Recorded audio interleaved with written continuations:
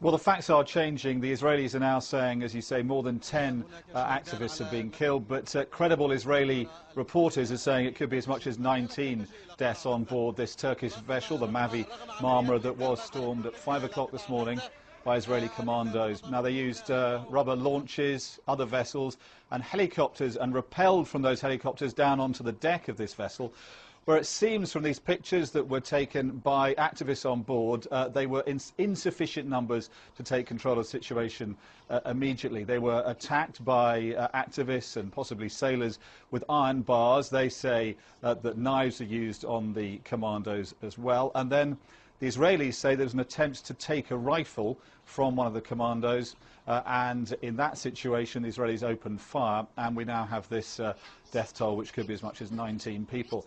If you look at the pictures, it's very hard to make out whether knives are being used. There are iron bars and certainly gas masks, but no clear evidence of knives.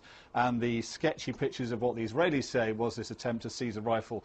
That's not convincing either, but the Israelis will be doing their best to defend what's happened, and it is really a PR debacle for Israel. As one journalist just put it on Israeli TV, it was always a lose-lose situation boarding an aid armada with commandos, but in a situation now where we have as many as 19 dead, it is a fiasco for Israel, and the fallout will only just be beginning.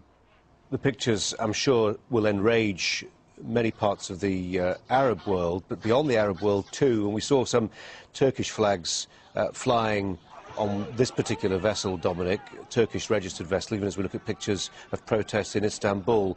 Israel hasn't got that many friends in this region. It's just lost another.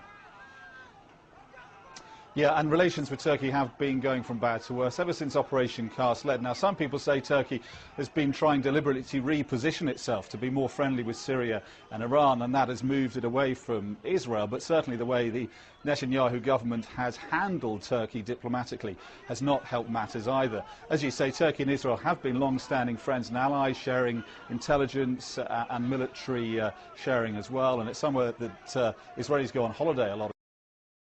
To an end now, and this really, I think, will seal this process. The Turks are saying that there could be irreparable consequences from what happened today in the waters of Gaza, because they believe this was international waters and therefore was even less excusable by the Israelis. So the fallout with the Turks, I think, is very clear.